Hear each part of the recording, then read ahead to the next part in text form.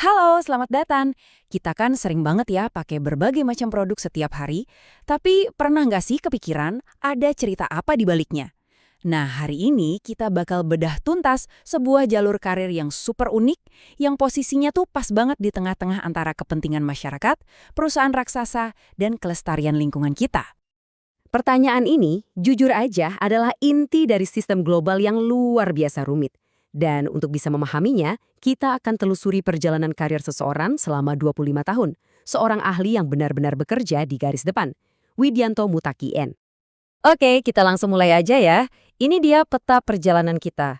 Kita akan lihat seperti apa sih karir di garis depan itu, apa aja alat tempur yang dibutuhkan, gimana prakteknya di lapangan, sampai akhirnya kenapa pekerjaan semacam ini penting banget buat kita semua. Oke, bagian pertama. Coba bayangkan deh, ada sebuah medan pertempuran. Di satu sisi, ada proyek-proyek pembangunan skala besar yang didorong pemerintah atau perusahaan. Nah, di sisi lain, ada masyarakat lokal dengan hak-hak dan cara hidup mereka. Di tengah-tengah ketegangan itulah, para ahli seperti Widianto ini berperan. Jelas, untuk bisa menengahi situasi yang rumit kayak gitu, butuh pengalaman yang luar biasa. Ini bukan setahun 2 tahun loh. Bayangin, 1/4 abad didedikasikan penuh untuk urusan pengembangan masyarakat. Terus, kalau mau jadi wasit di bidang ini, senjatanya apa aja sih? Yuk kita intip perangkat kerja atau toolkit yang wajib mereka kuasai. Kuncinya di sini adalah kombinasi. Jadi ini bukan cuma satu keahlian, tapi semacam paket lengkap. Harus bisa ngobrol dan memfasilitasi warga desa, tapi di saat yang sama juga harus paham data-data lingkungan yang rumit dan bisa menganalisis semuanya pakai software khusus. Tujuannya, biar suara semua orang benar-benar didengar. Nah, salah satu konsep yang paling penting itu adalah nilai konservasi tinggi atau HCV. Dengerin ini deh, ini bukan cuma soal nyelamatin pohon atau hewan langka ya. Coba bayangin sebuah hutan adat. Hutan itu mungkin jadi sumber air bersih satu-satunya buat desa, atau jadi tempat upacara adat yang sakral. Nah, area itu punya nilai HCV sosial dan budaya yang sangat tinggi. Melindungi itu sama pentingnya dengan melindungi keanekaragaman hayati. Oke, teori dan konsepnya udah dapat. Sekarang, gimana sih semua toolkit tadi dipakai di dunia nyata? Kita lihat langsung di proyek-proyek besar yang taruhannya tinggi. Lihat deh cakupannya, bener-bener dari hulu ke hilir. Kebayang nggak, satu waktu bisa jadi lagi di ruang rapat sama UNDP di Jakarta, merancang kebijakan sawit nasional. Di waktu lain, udah ada di pedalaman Maluku, turun langsung ngajarin petani lokal cara meningkatkan hasil panen mereka. Beda banget kan skalanya? Dan kalau ditarik benang merahnya, inti dari semua proyek itu sebenarnya cuma satu. Memastikan deru mesin pembangunan yang kencen itu nggak malah melindas dan membungkam suara mereka yang paling lemah dan seringkali nggak terdengar. Ternyata, ada dua jalan utama untuk bisa menciptakan perubahan. Pertama, jadi ahli yang masuk ke dalam sistem yang sudah ada, lalu memperbaikinya dari dalam.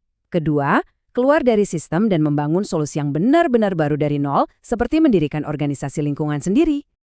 Kerja di lapangan itu penting banget jelas, tapi kalau temuan dan pembelajarannya cuma disimpan sendiri, ya dampaknya akan terbatas di situ aja.